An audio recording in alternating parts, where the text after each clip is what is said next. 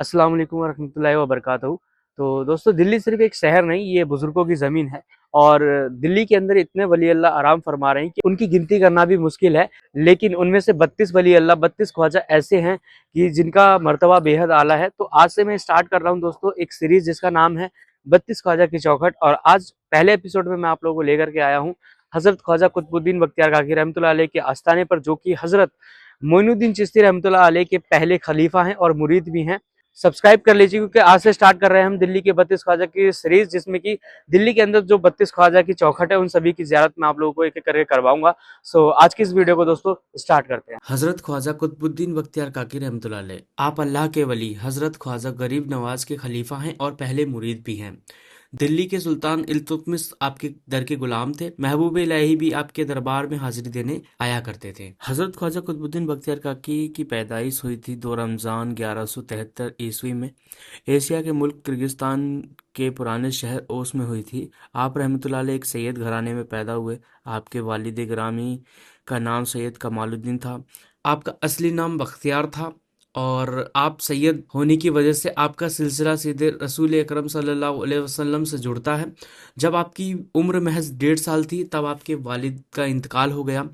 उसके बाद आपकी वालिदा, जो खुद इल्म और समझ की मिसाल थी, ने ही आपकी तालीम और तरबियत की जिम्मेदारी संभाली। जवानी की उम्र में तकरीबन 20 से 22 साल के दरमियान आप ख्वाजा मोइनुद्दीन चिश्ती के पास बगदाद पहुंचे। वहां इमाम अबुलैस समरकंदी की मस्जिद में शेख मोइनुद्दीन चिश्ती से बैत हुए। उस समय आपकी उम्र 20 वर्ष की थी। ख्वाजा कुतुबुद्दीन बख्तियार काकी ने काजी हमीदुद्दीन नागौरी रहमतुल्लाह अलैह के साथ हज का सफर तय किया और बख्तियार काकी ने खाना काबा का तवाफ किया और बड़े बड़े सूफी बुजुर्गों से आपने मुलाकात की, उन्हीं के साथ समय बिताया और आपने इल्म और दुआएं हासिल की। काजी हमीदुद्दीन नागौरी रहमतुल्लाह अलैह से आपने 15वें पारे से कुरान शरीफ पढ़ा और इल्म हासिल किया। ख्वाजा मोइनुद्दीन चिश्ती रहमतुल्लाह अलैह के हुक्म से आप दिल्ली के लिए निकले। बगदाद से खुरासाना पहुंचे और वहां से मुल्तान पहुंचे, जहां शेख बहाउद्दीन जकरिया ने आपका इस्तकबाल किया। वहां उनके पास कुछ दिन ठहरे और उनसे फैज हासिल किया। दिल्ली के लिए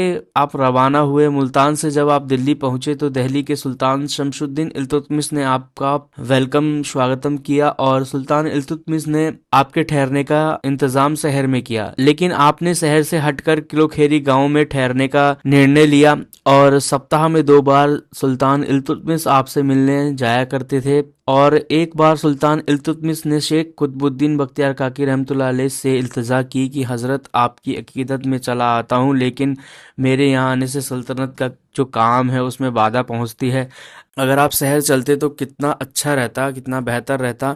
और आपकी इल्तिजा पर ख्वाजा कुतुबुद्दीन बख्तियार काकी रहमतुल्लाह अलैह किलोखरी गांव से महरौली चले आए और मलिक एजाजुद्दीन की मस्जिद में ठहरने का फैसला किया। तो हजरत ख्वाजा कुतुबुद्दीन बख्तियार काकी रहमतुल्लाह अलैह की खानकाह में जो भी जितना भी धन संपत्ति नजराने के रूप में आया करती थी, उसे वह गरीबों और फकीरों में बांट दिया करते थे। आपने अपने तथा अपने परिवार के लिए उसमें से कुछ भी नहीं रखते थे और ना उसे स्वयं उपयोग करते थे। जब कोई समय घर में खाना नहीं बन पाता था तो ऐसी परिस्थिति में आपने अपनी जोजा से कह दिया था कि ऐसी स्थिति में आप बनिए से उधार लेकर काम चला लिया करो। तो उनकी पत्नी ऐसा ही किया करती थी। एक दिन बनिए की पत्नी ने आपसे कहा कि अगर हम तुम्हें कर्ज नहीं देते तो तुम लोग भूखे मर जाते। ये बात हजरत ख्वाजा कुतुबुद्दीन बख्तियार काकी रहमतुल्लाह अलैह की जोजा को बहुत बुरी लगी और यह बात उनकी पत्नी ने आपसे कही। यह बात सुनकर ख्वाजा कुतुबुद्दीन बख्तियार काकी रहमतुल्लाह अलैह को बहुत ही दुख पहुंचा और आपने अपनी पत्नी से फरमाया कि आज से उनके पास मत जाना। तुम्हें जिस भी चीज की जरूरत हो तो इस ताक से बिस्मिल्लाह कहकर निकाल लेना। अब आपकी जोजा को जब भी किसी चीज की जरूरत पड़ती तो आप ताक से अर्थात रोटी निकाल लेती और स्वयं भी खाती और दूसरों को भी खिला देती थी। इस पूरे वाकया के बाद रिवायत में आता है कि आपका नाम ख्वाजा कुतुबुद्दीन बख्तियार काकी को काकी कहा जाने लगा। वह ख्वाजा कुतुबुद्दीन बख्तियार काकी के नाम से मशहूर हुए। एक मर्तबा की बात है कि हजरत ख्वाजा कुतुबुद्दीन बख्तियार काकी रहमतुल्लाह अलैह की खानकाह में महफिल समा सजी हुई थी। महफिल समा वो नहीं जो आजकल लड़के लड़कियों का मुकाबला होता है, बल्कि उस टाइम पर ऐसी कव्वाली हुआ करती थी जिसे देखकर वज्द जारी हो जाता था, इंसान दीन में डूब जाता था। तो उसी तरह की कोई महफिल समा सजी हुई थी और जो कव्वाल थे उस टाइम पर वो कव्वाल सलाउद्दीन और नसरुद्दीन थे। और जब शेर पढ़ते पढ़ते कव्वाली इस शेर तक पहुंची कि कुस्त गाने खंजरे तस्लीम रा हर जमा अज गैब जाने दी गरस्त, कुस्त गाने खंजरे तस्लीम रा हर जमा अज गैब जाने दी गरस्त। और ये शेर सुनते ही हजरत ख्वाजा कुतुबुद्दीन बख्तियार काकी रहमतुल्लाह पर एक वज्द जाहिर हुआ और आपके मुरीदों ने कव्वाल को ये हुक्म दिया कि इस शेर को बार बार पढ़ा जाए। तो जब कव्वाल इस शेर का पहला शेर पढ़ते थे, कुस्तगाने खंजरे तस्लीम रा, तो कुतुबुद्दीन बख्तियार काकी रहमतुल्लाह अलैह का जिस्म हवा में उड़ जाता था। और जब इस शेर का दूसरा मिसरा पढ़ा जाता था, हर जमा अज गैब जाने दी गरज, तो आपका जिस्म जमी पर आ जाता था। कुछ देर ऐसा ही चलता रहा और फिर वही महफिल आपका आखिरी लम्हा बन गई और आप जहां से पर्दा फरमा गए और आपके जनाजे को एक बड़े मैदान में लाकर रखा गया। और आपके जनाजे में उस वक्त काफी बड़े बड़े औलमा तशरीफ लाए हुए थे और वहां पर लगभग लाखों लोगों का मजमा जमा हो गया और सुल्तान इल्तुतमिश भी वहां पर तशरीफ ले आए। लोग ये सोच रहे थे कि कौन जनाजे की नमाज पढ़ाएगा।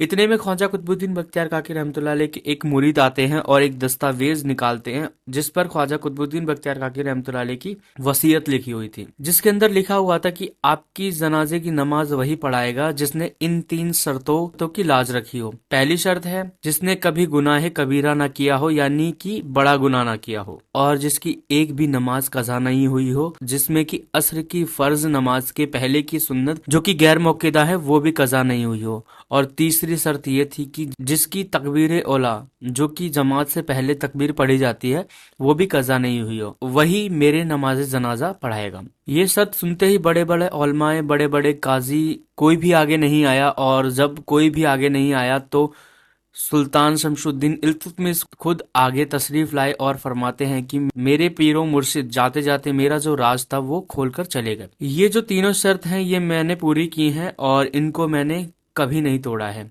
और फिर सुल्तान ने आपकी नमाज जनाजा पढ़ाई। तो दोस्तों ये था सीरीज का पहला एपिसोड जिसमें मैंने आपको हजरत ख्वाजा कुतुबुद्दीन बख्तियार काकी रहमतुल्लाह अलैह की जिंदगी के बारे में बताया, उनसे जुड़ी हुई बातें बताने की कोशिश करी। अगर मुझसे कोई गलती हुई हो तो दुआ है कि मेरी गलती को माफ फरमाए और जो सही इल्म मैंने आप लोगों को दिया है उसका सवाब मुझे और आप लोगों को पहुंचाए। और आप लोग भी इस वीडियो को शेयर करके और सवाब पा सकते हैं। और कहीं भी कुछ गलती हुई हो तो कमेंट में जरूर बताइएगा, मैं आगे से वो चीजें ध्यान रखूंगा। और मिलते हैं दोस्तों अपनी सीरीज के सेकंड एपिसोड में एक और वली अल्लाह की बारगाह में। तो आज की इस वीडियो करते हैं हम लोग यहीं पे एंड।